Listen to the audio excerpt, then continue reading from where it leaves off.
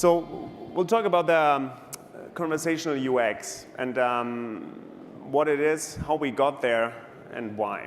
Okay, I'll need to get the clicker here.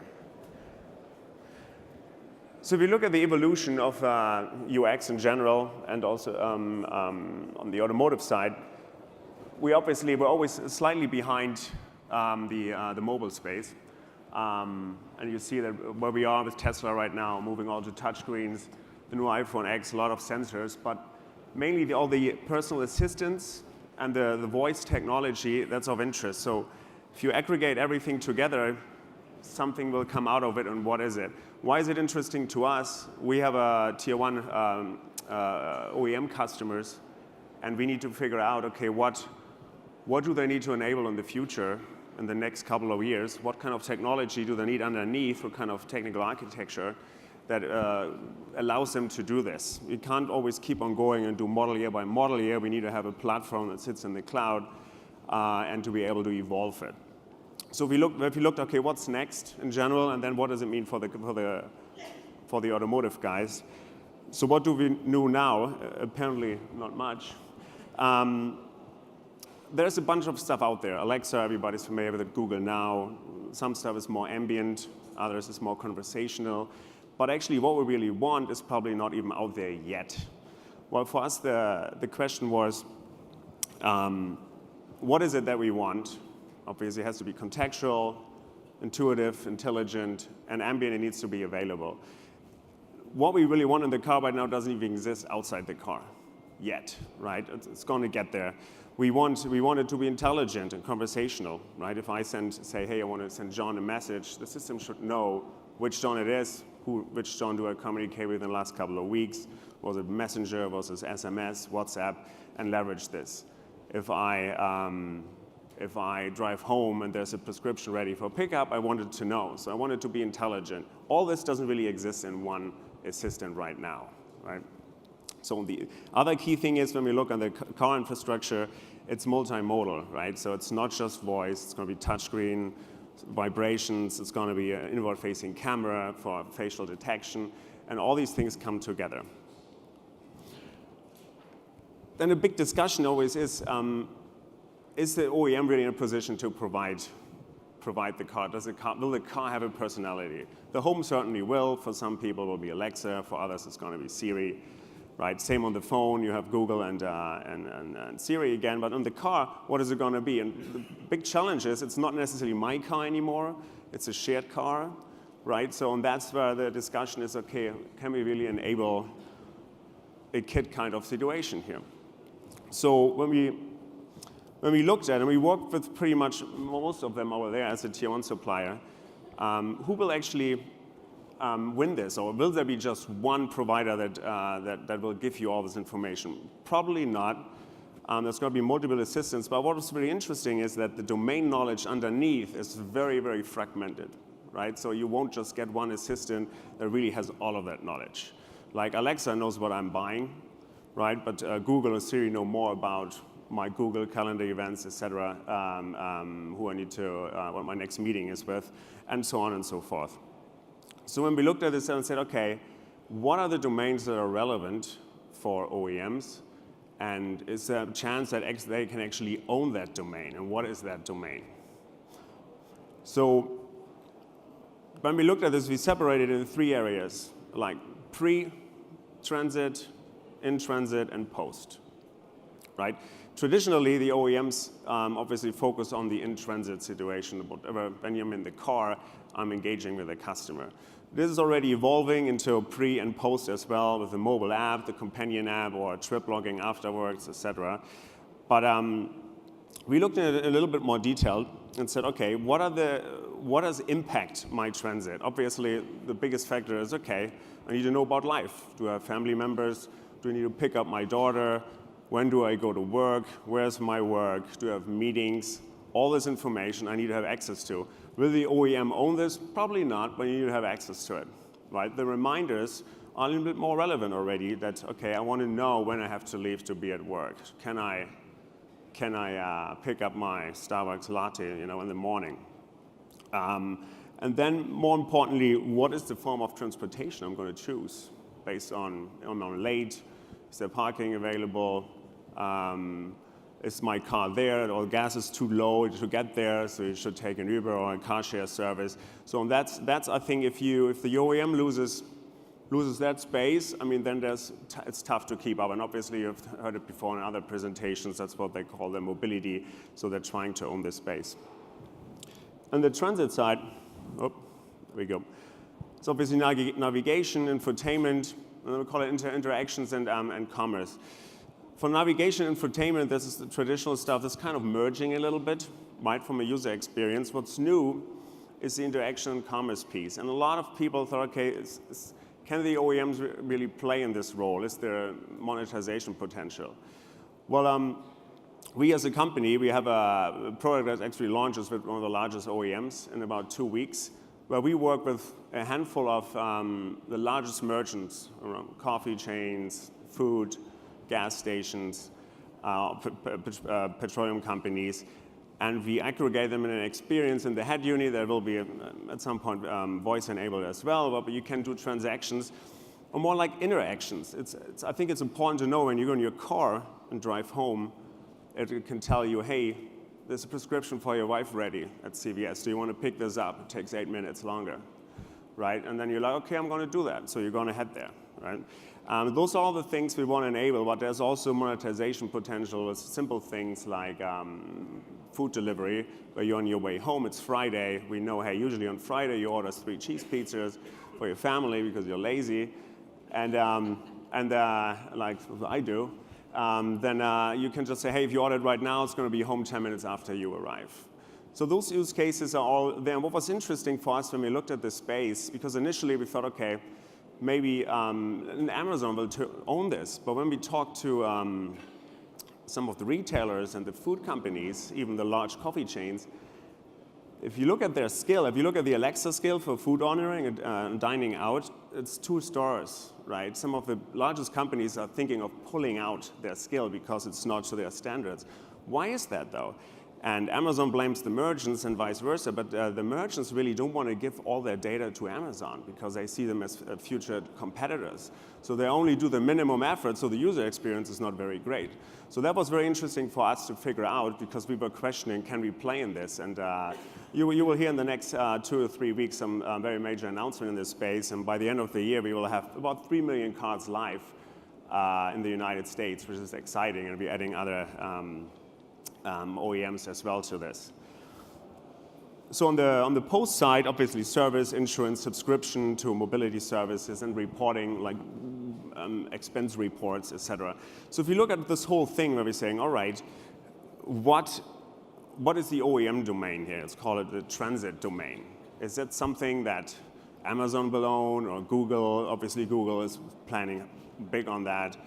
Or the OEM has a chance to own that. So that was the question. For us as a supplier of software technology and platforms, it was, okay, we have to be able to enable everything with partners, right? And enable also technology that the OEM can build their own and manage their own logic on top.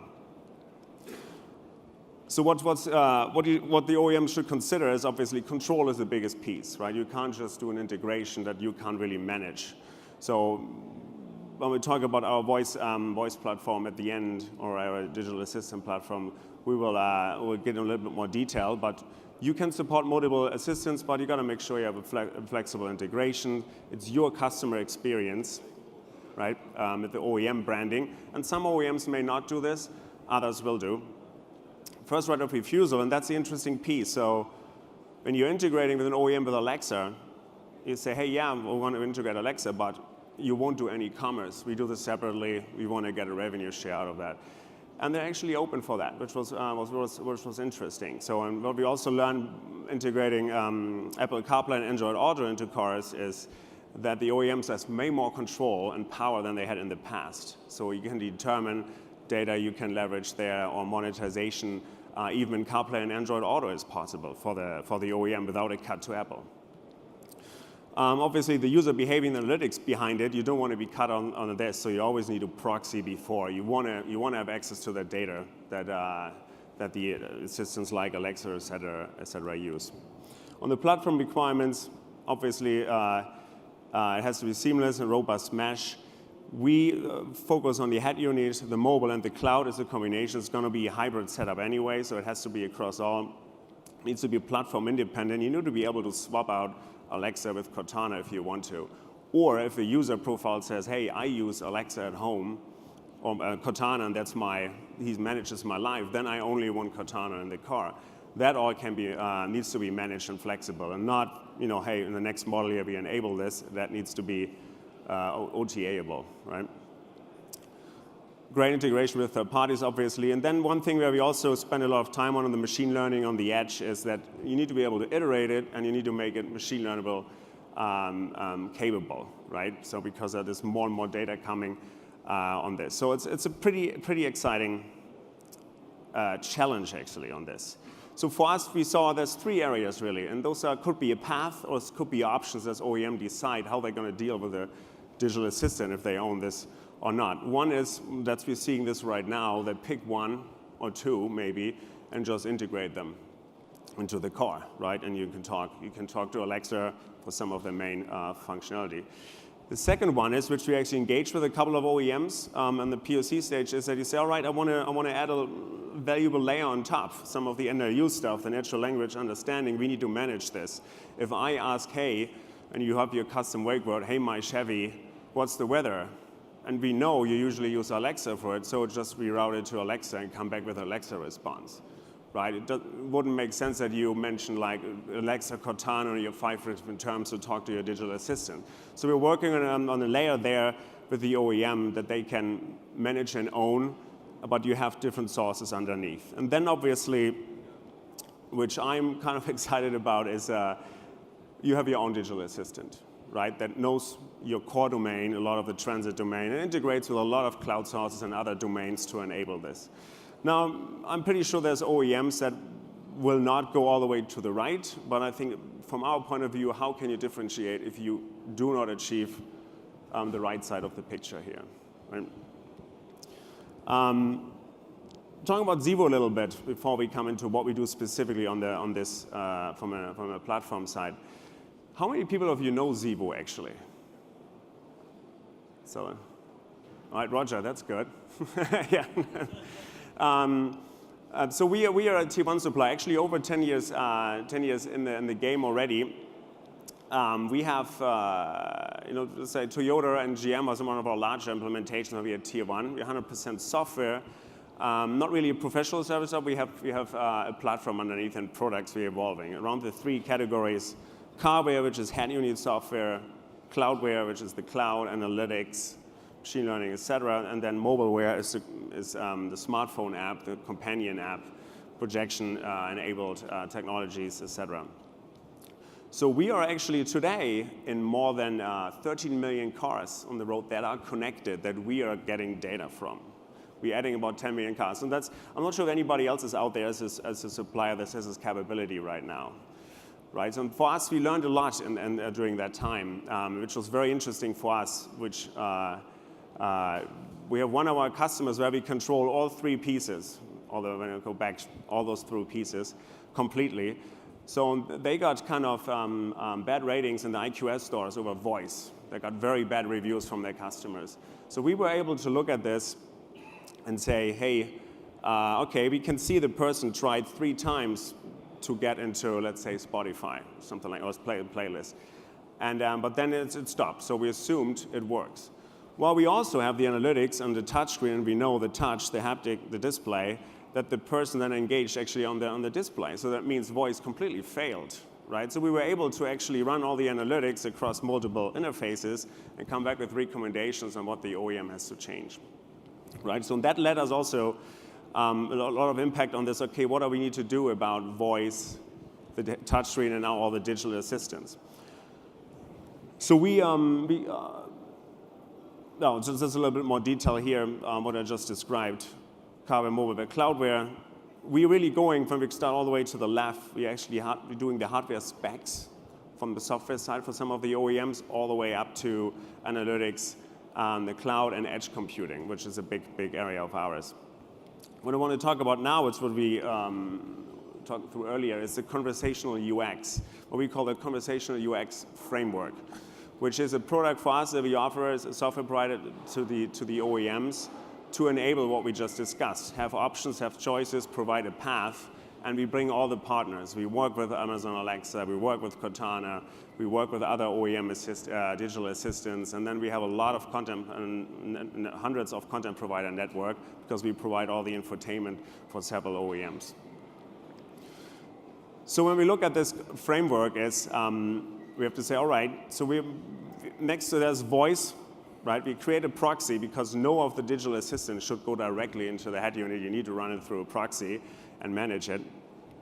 Natural language understanding and the user context manager are the key areas there. And the user context manager can be just relying on Alexa, but this is where we start to feed in more and more of the OEM domain from their data, or we sourcing the data to create more logic for them to actually start building their own digital assistant. Right? So what our framework provides the OEM is that they can manage one or more assistants, just bring them to market. We can jointly develop an NLU layer on top for some differentiation. There's a lot of activity right now, wake word, just one wake word to say, hey, my Chevy, as I said, this is whether it's Alexa, but if I say, hey, my Chevy, how do I connect my phone via Bluetooth? Well, then we work with Watson that has a handbook skill because I read in all the handbooks, in this case, for example, and we can provide this. But the user just says my Chevy, and at the end, my Chevy knows it all, right? So that's kind of where we want to go, and then create, evolve it to the real OEM digital assistant. Is it really going to go there? I don't know. The biggest challenge, I think, is, or we don't know, is that the car is going to be shared. And how do you interface with it? So the mobile device is obviously going to be very important, but I think there's more willingness than was 2 years ago. People are not as afraid of those providers than they were like 2 years ago. And then obviously on the technical side, the biggest thing is you need to run it obviously in a hybrid cloud and on the edge, but then also it has to be independent. You need to be able to plug things out, plug them in, and do that without totally upgrading the software in the car. And that's it. Any questions?